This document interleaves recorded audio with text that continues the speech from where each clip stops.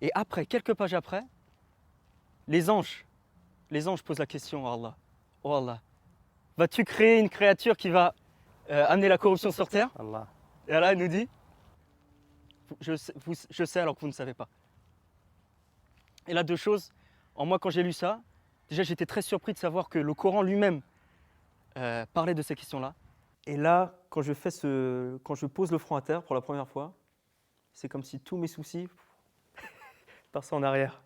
بالقرآن اهتديت في رحبه تحلو الحياة شوقا إلى المولى أتيت أسلمت روحي للإله قد زان لي أغلى طريق وهو الشفيع هو الرفيق يا هائما هل تستفيق وترى السعادة والنجاة قد زان لي أغلى طريق وهو الشفيع هو الرفيق يا هائما هل تستفيق وترى السعادة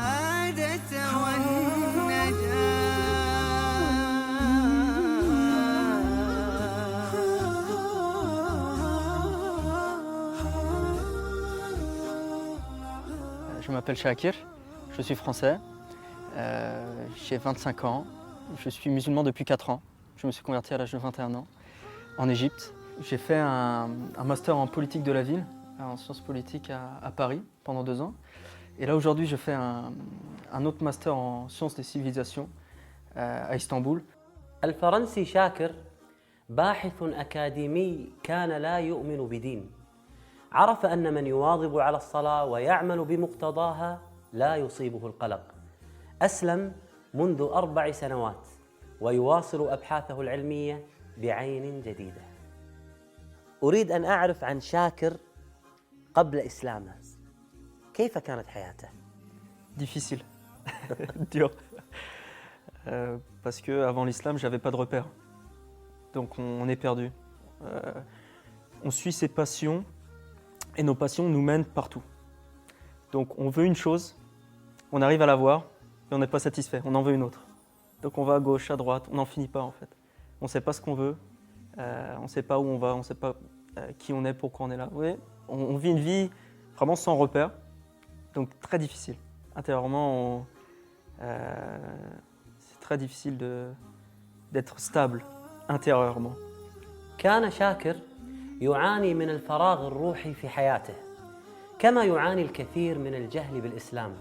لذلك بدأ شاكر بالبحث عما يلبي حاجته ويشبع روحه.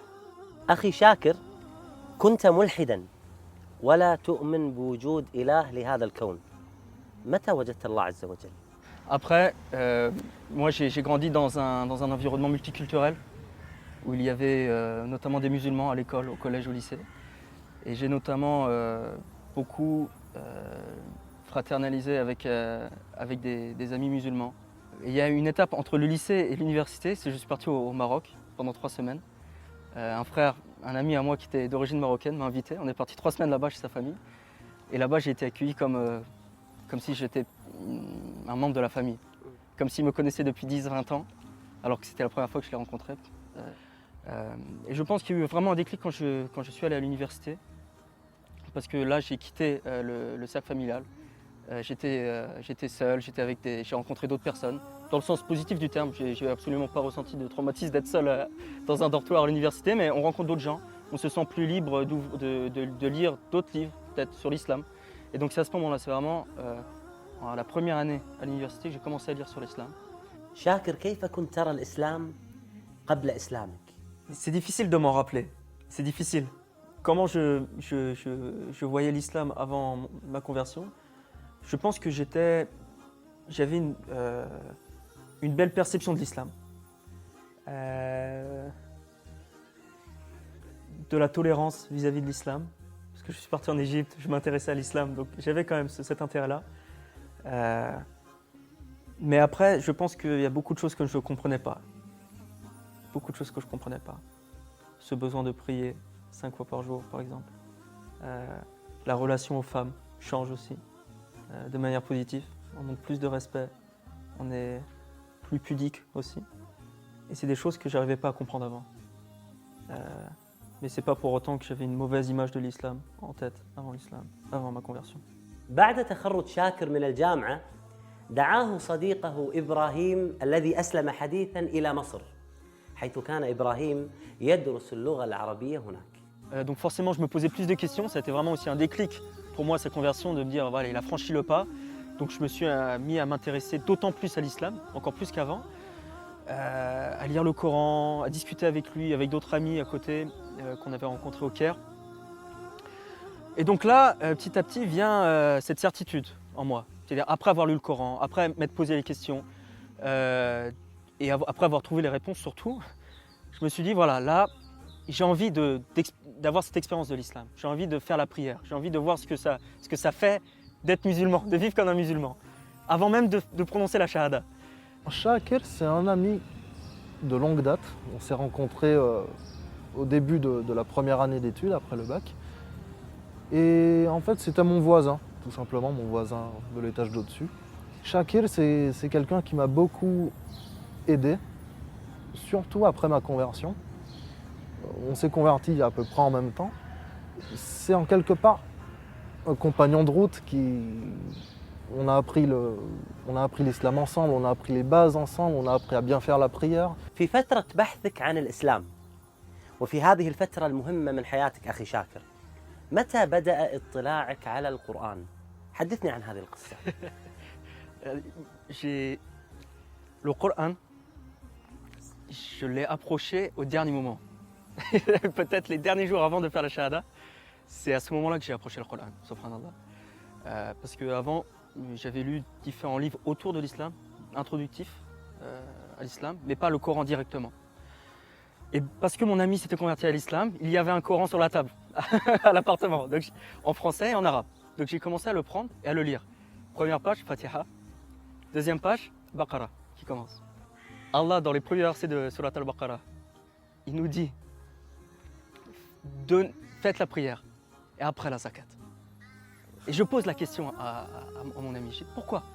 La première, c'est si Allah a tout, si Allah a besoin de rien, il est suffisant lui-même, pourquoi il nous demande de faire la salat avant de faire la zakat?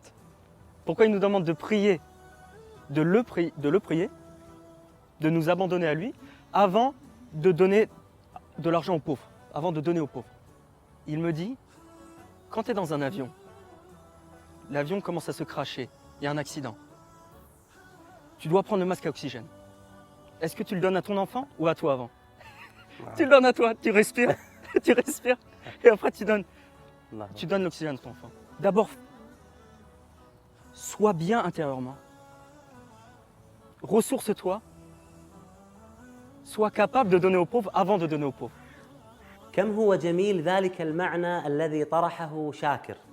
فعلا نحن بحاجة إلى الصلاة، نحن بحاجة إلى الإيمان، نحن بحاجة إلى قوة الله سبحانه وتعالى كي نستطيع أن نعبد الله سبحانه وتعالى في الأرض.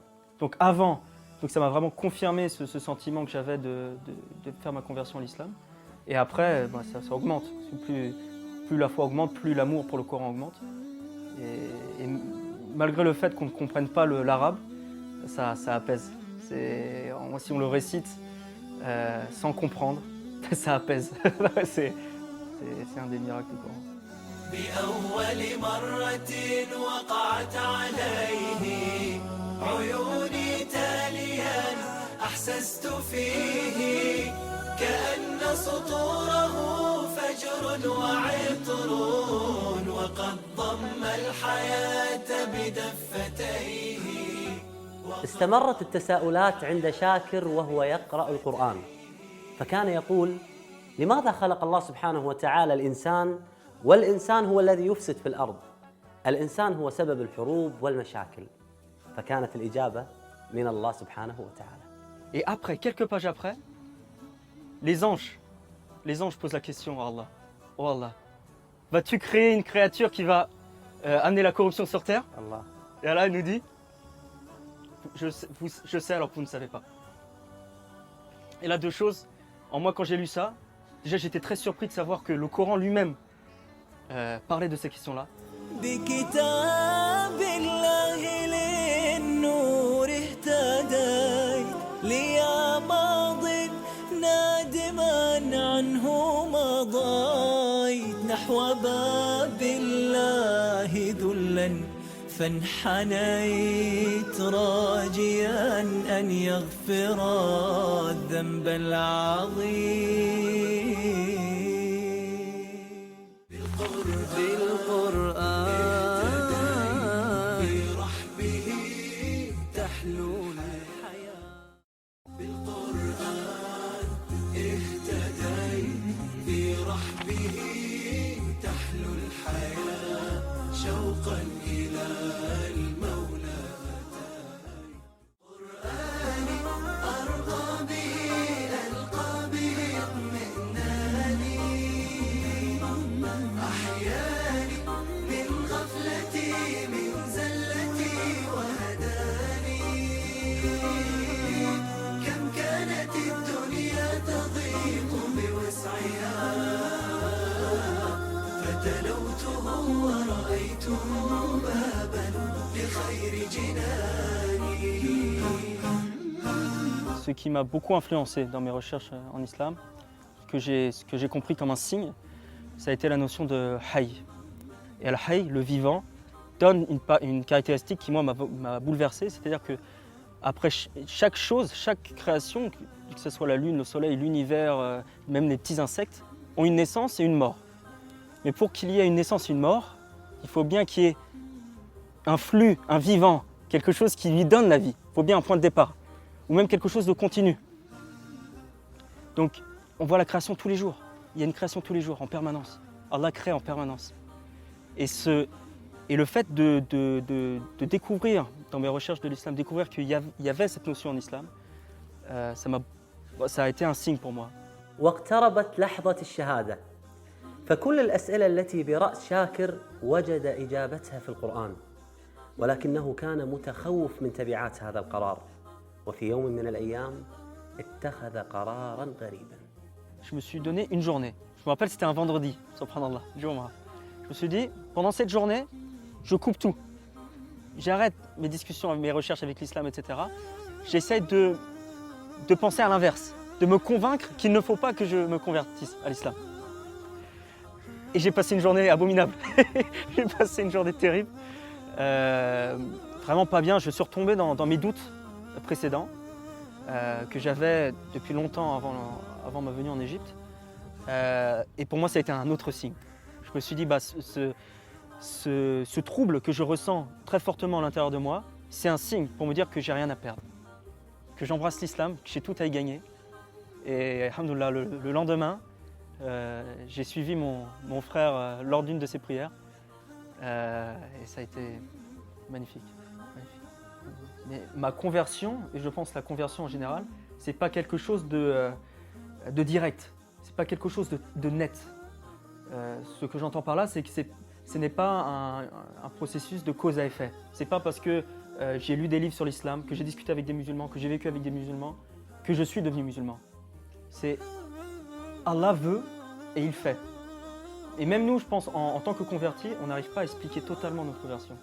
On peut l'expliquer, on peut écrire l'histoire du début à la fin, mais on se pose quand même la question pourquoi ? Pourquoi moi ? Pourquoi je suis devenu musulman ? Pourquoi j'ai la foi ? Alhamdoulilah.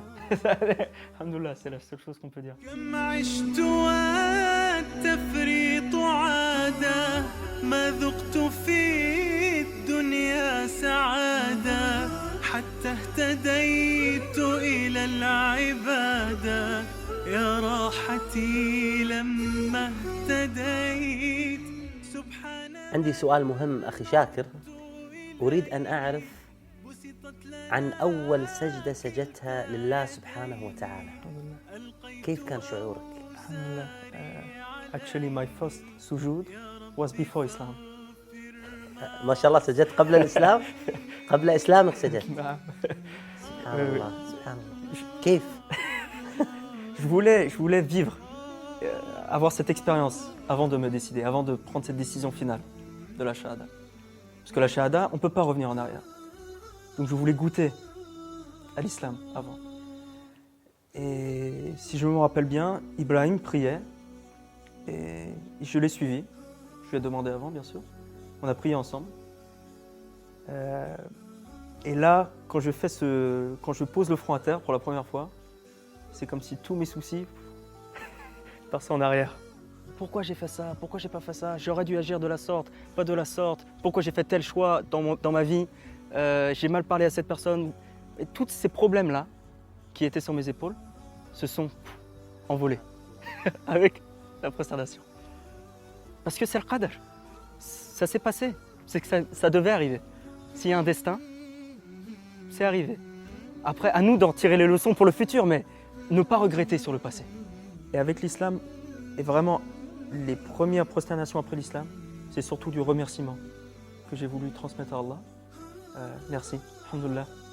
Parce qu'on peut entendre ou lire parfois, selon certaines philosophies ou intellectuelles, que le bonheur n'existe pas ou que c'est seulement des rares moments, alors que c'est une erreur.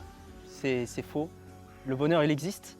On est énormément, très nombreux à l'avoir trouvé à travers l'islam. قرآني آياته كم أسعدت وجداني أحزاني ذبلت وفاح الزهر في شطآني آمن الرسول بما أنزل إليه من ربه والمؤمنون كل آمن بالله وملائكته وكتبه ورسله لا نفرق بين أحد من رسله. كيف تعلمت ما شاء الله قراءة القرآن؟ يعني أنا ما كنت أعلم هذا الجمال في القراءة ما شاء الله تبارك الرحمن، ولكن تفاجأت عندما قرأ أخونا شاكر. كيف تعلمت؟ J'ai commencé en France à prendre des cours, mais c'est surtout en Turquie que j'ai appris la prononciation de tajwid, de prononciation du Coran, à la fois au sein d'un institut en Turquie, mais aussi personnellement avec un imam, un cheikh, qui tous les soirs, entre Maghreb et Aïcha, tous les soirs on lisait le Coran ensemble. Alhamdoulilah, yani barakallahu fihu. Il a donné beaucoup d'efforts, et je me dois de ne jamais l'oublier, Inch'Allah. هل تتمنى أن تكون يوما من الأيام حافظا للقرآن؟ Inch'Allah, Inch'Allah, Inch'Allah. Ou mec dora, Inch'Allah. يا رب. Shakir, c'est quelqu'un de très engagé. Je pense que l'islam lui a fait beaucoup de bien. Et j'apprends de lui beaucoup quant au respect de la religion, à la vraie valeur qu'il faut lui donner. كانت زيارة شاكر إلى مصر وتركيا أثراً كبيراً في إيمانه، فطلبنا منه مساعدة المهتدين الجدد لخوض هذه التجربة. Ce que j'aurais à vous dire, c'est que vous connaissez l'arabe, vous avez un trésor entre les mains. C'est-à-dire quand vous allez à la mosquée, vous comprenez ce que dit l'imam. Quand vous lisez le Coran, vous comprenez directement les sens et la profondeur du sens des versets. C'est un trésor magnifique, il faut vraiment pas le bouder, il faut en profiter à 100%, à chaque minute. Parce que nous qui vivons l'islam et essayons de le vivre profondément sans l'arabe, on se rend compte de l'obstacle que ça représente. Et malgré ça, on vit cette paix. Donc avec l'arabe, qu'est-ce que ça doit représenter? Donc profitez-en, allez à la mosquée, lisez le Coran autant que vous pouvez, Inch'Allah. Un sentiment triste qu'on peut avoir, parce qu'on a ce trésor-là. Mais si on ne sait pas le voir, on ne le verra jamais. Il y a des hommes qui ont vu le prophète, sallallahu alayhi wa sallam, et qui ne se sont jamais rendus compte que c'était le prophète, sallallahu alayhi wa sallam. Ils ne l'ont jamais vu. Et ça nous arrive, tout le monde, ça nous arrive d'être tellement insouciants vis-à-vis de la valeur du Coran.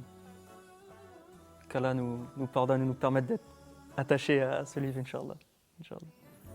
بعيدا كنت لكن حين جئت بأول وهلة منه اهتديت وأنت عرفته مذ كنت طفلا لماذا قلب بعض الناس ميت لماذا قلب بعض الناس سميت. عتابي أمة القرآن حب، بكم فالهجر للقرآن ذنب. سيشكون الرسول غدا أن أرضى، غدا ماذا نقول وما نجيب. عتابي أمة القرآن حب، بكم فالهجر للقرآن ذنب. سيشكون الرسول غدا أن